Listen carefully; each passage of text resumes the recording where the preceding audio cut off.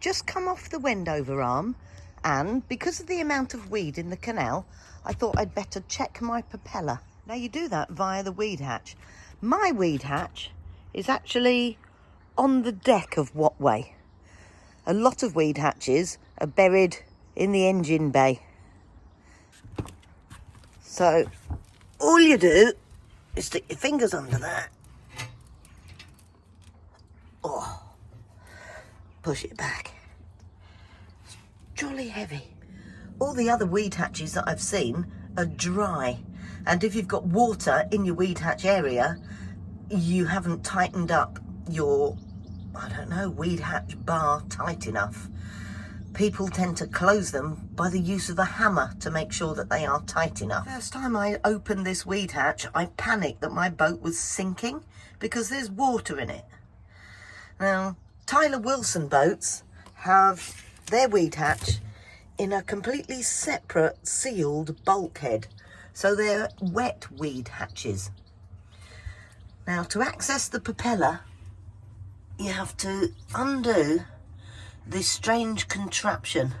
It's a big heavy bar attached to an iron plate, and you undo it by this knob here. Before I even attempt my weed hatch, I turn the key so it's off, and then I take it out, chuck it to one side, and that way I can't even accidentally knock it and turn it on. Because if you're messing around with the propeller, you really don't want it to be going round. As I wind this big iron bar drops down and out of these cups.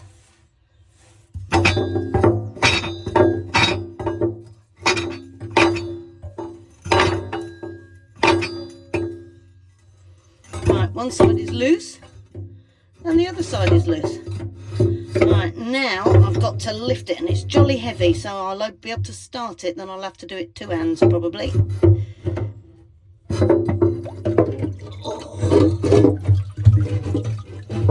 Right, here we go. Oh, that is muddy and that is heavy. Try not to rub it over my body. There, in the murky depths, you can see my propeller. I'm just going to give it a few minutes to settle so you can see what it looks like. One propeller and one small amount of weed wrapped around it. So all you do is you stick your hand in and you pull it off.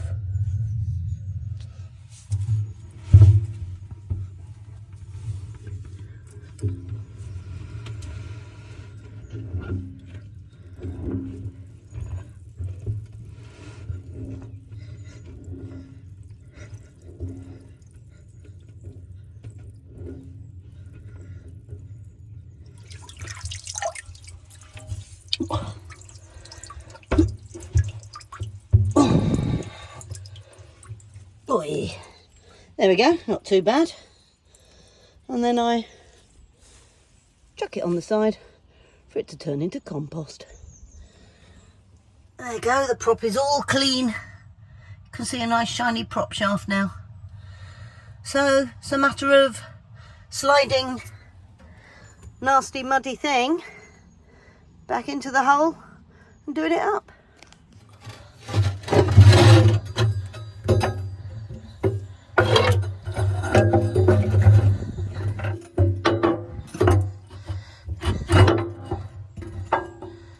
Right, that is now in place, and now you twiddle it up.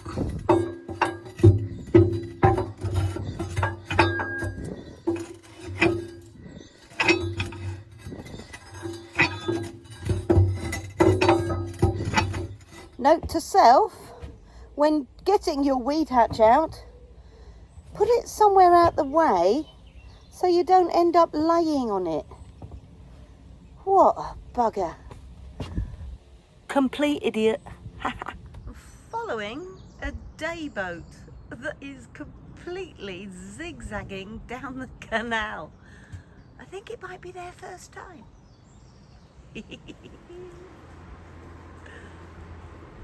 Excellent. As long as they don't hit anyone, that's okay.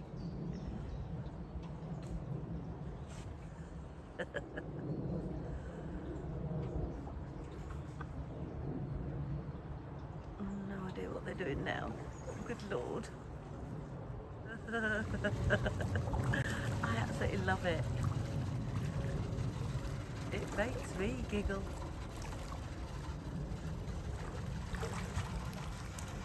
Good thing about learning how to narrowboat drive is that you're only going about 1 mile an hour. So apart from the odd tree that might get damaged, you should be okay. You're just oversteering. Here they go. Oh, they'll get the hang of it. They've probably only been on the boat 5 minutes.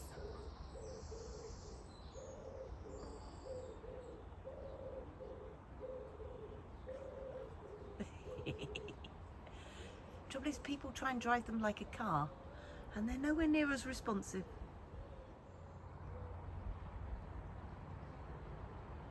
Not a fun thing to do. Hire a boat for a day and mess about on the water. What you celebrating? Hello, birthday girl. Birthday girl. Happy birthday. Happy birthday. Thank you. We thought we'd let the experts go first. It's a balmy 22 degrees and we're cruising from Tring to Berkhamsted. We're going to see some weird equipment that I don't know what it's for and some surfing swans. The sound of a song thrush.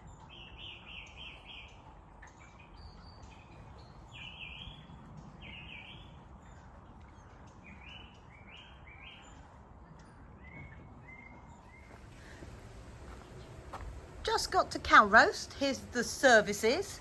There's your L-sand, so you can empty your loo. Lots and lots and lots and lots of bins. Recycling. And then this 1946 old building. So I just had a little look through the window.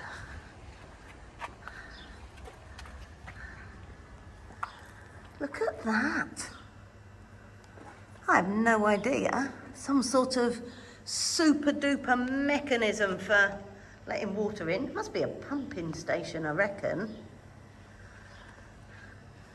But look at that, for lifting heavy stuff.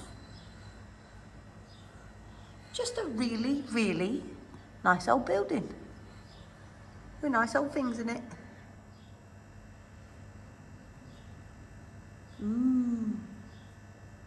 So if anyone knows what this building actually is, let me know. I'm at Cow Roast. The heron has come to judge Jacob on his lock handling skills.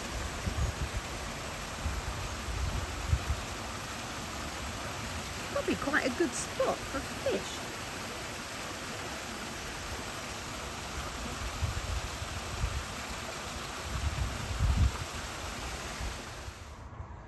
We are at Dudswell Top Lock, lock number 47 on the Grand Union Canal, heading towards Berkhamsted. Going down nice and easy.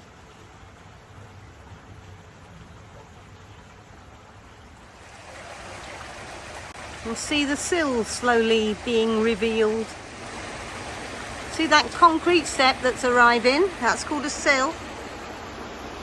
And if your boat is floating over that, as the water goes down, the back of your boat gets caught on that step and tips the whole boat forwards and under the water. So you just need to make sure you're not on it.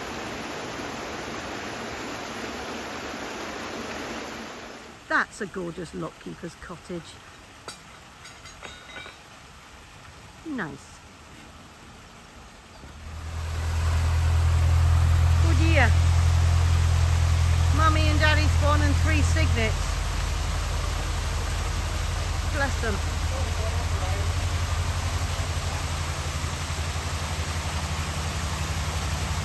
The swans are surfing.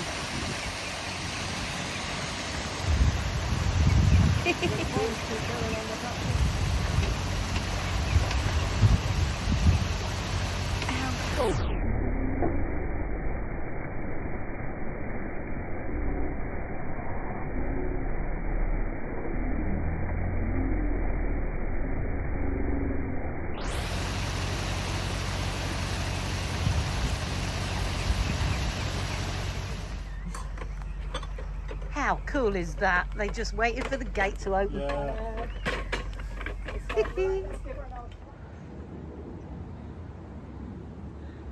That's so pretty. Welcome to Berkhamsted. Welcome to Berkhamsted. The plan today was Charlie and I are going to go exploring. According to somebody that stopped by for a chat at the boat yesterday, there's a castle here. Not been to a castle for ages. This is such a great mooring for me because there are 3 pubs within 2 minutes walking of my boat. This is the first one. It's called the Crystal Palace.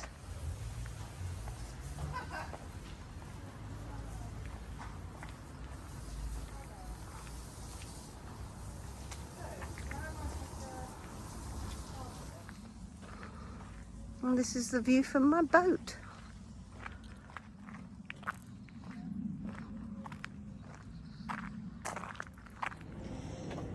Charlie's flagging. It's only 9 o'clock in the morning, but it's 22 degrees and she's hot. So when I go out exploring today, I'm gonna go out without her. She can stay in the cool in the boat. She hasn't got far to go, to be fair. There's what way. Oh, good girl. You can make it. Come on. I'm not carrying you. You're nearly there. Come on.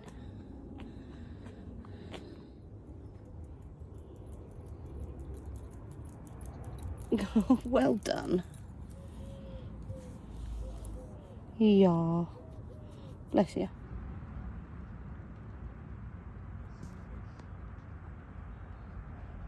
Let's go find a castle.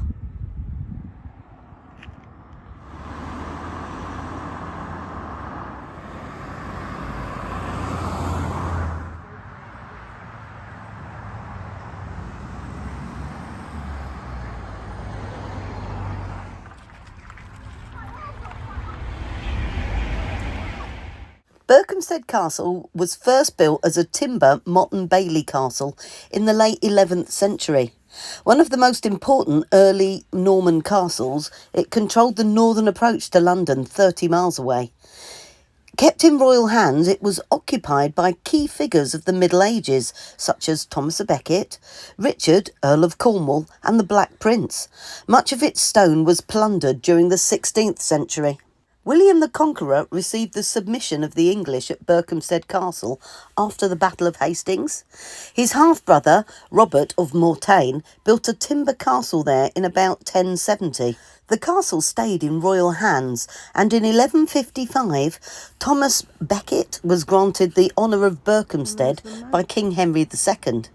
As Chancellor, Becket was the king's right-hand man, and he enjoyed great favour. He rebuilt the castle to befit his new status and house his large staff. Becket's buildings probably included the huge stone curtain wall. Later, in 1164, during his quarrel with the king, Becket was accused of embezzlement. He was disgraced and deprived of the honour of Berkhamsted. The castle was granted to Richard, Earl of Cornwall, in 1225 by his brother, King Henry III. Richard was believed to be the richest man in England and also a skillful diplomat. He was often needed at the royal court in London. Richard made Berkhamsted the administrative centre of his earldom of Cornwall. Bailiffs from his numerous estates brought their accounts there. He repaired and refurbished the castle and enlarged the western tower to create a luxurious palace complex. Richard's son Edmund was born at the castle and 2 of his wives died there.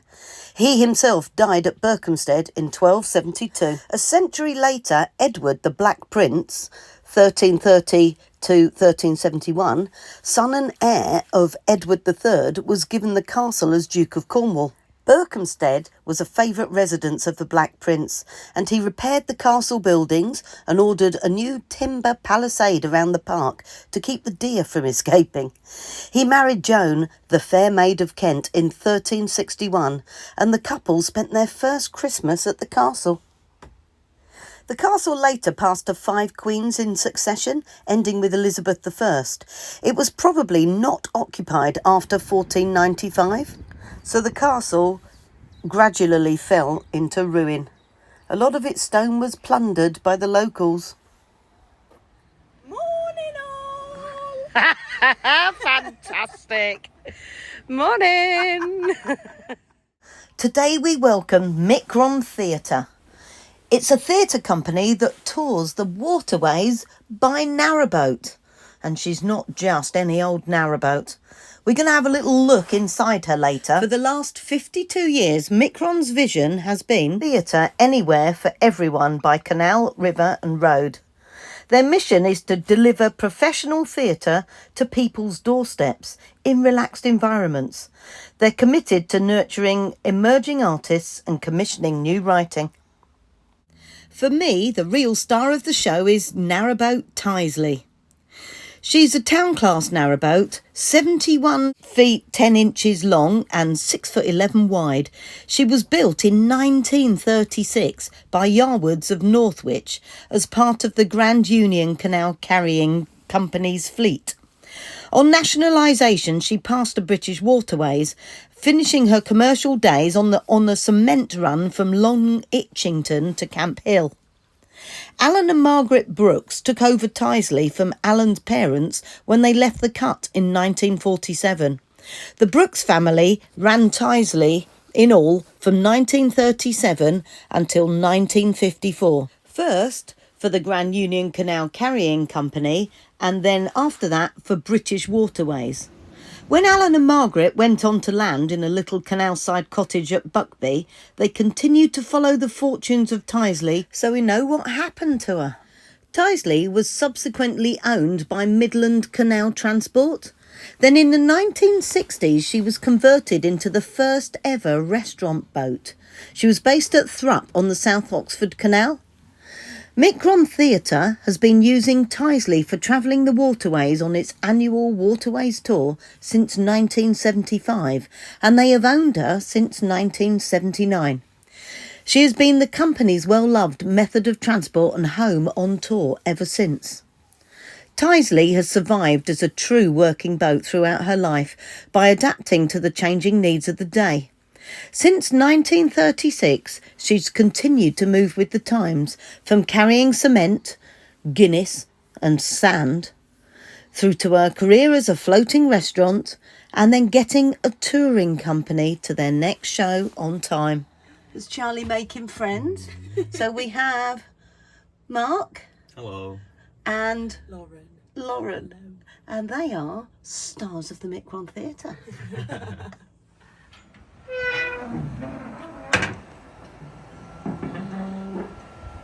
So there we have the Russell Newbury engine, and it's in its own contained engine bay. You can't get through to the rest of the boat from here. And then moving on down the back to the stern. Director's quarters. This is the director's quarters, which is the more or less the original part of the boat. This is your controller, isn't it, for your speed? Is that forward and reverse? Forward and reverse, and that's the speed on the left there. Right. Wow. I don't think I'd be able to do that. But look, it's even got the little table that folds out. Proper boatsman's cabin. It has a stove there that you can cook on if they ever tried. And then quite a big back towards the back of there. But again, completely sealed off from the boat. You can't walk through. This is where a family of up to 4 would live whilst they're transporting goods along the canal. common land, which was previously used by ordinary people. Yes, yes, for the common good. Yes, the common land was ours to share, was for the common good. Play! The belly and the conqueror divided up our land.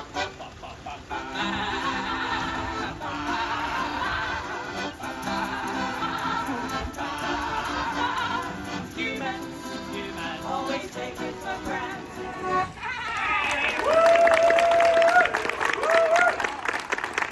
Mary. Mary! Yeah, I'd love to come. Yeah, what's your name? I just like bunnies. Today, boat visitors and exploring Berkhamsted. Here we are, sitting and relaxing on the narrowboat. And then we can hear this. There's a knocking at the window and a splashing in the water. Let's go and see what it is. Morning! Hello! So we have Mama Swan, Mama Swan, Daddy Swan, and 5 cygnets. And they've come for breakfast. Well, I'd better get organised then.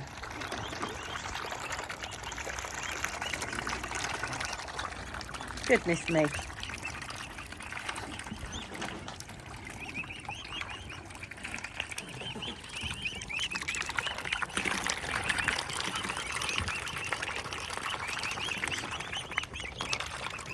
Yeah.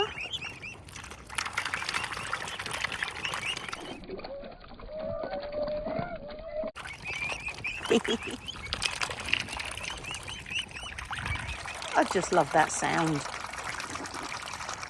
It's 30 degrees C and all of the fish have decided to come and sunbathe just outside my boat. Fish party.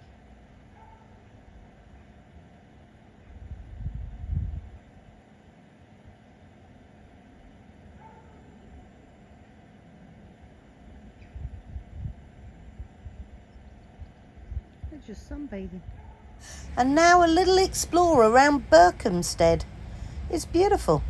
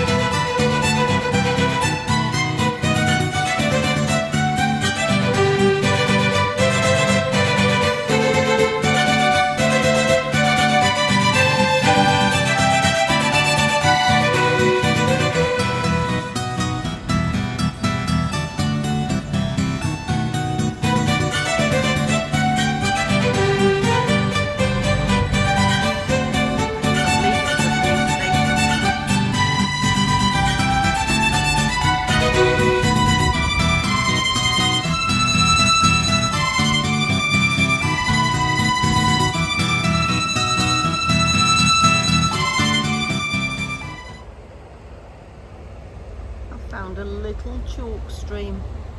It's really clean and clear. Running next door to the canal at Berkhamsted.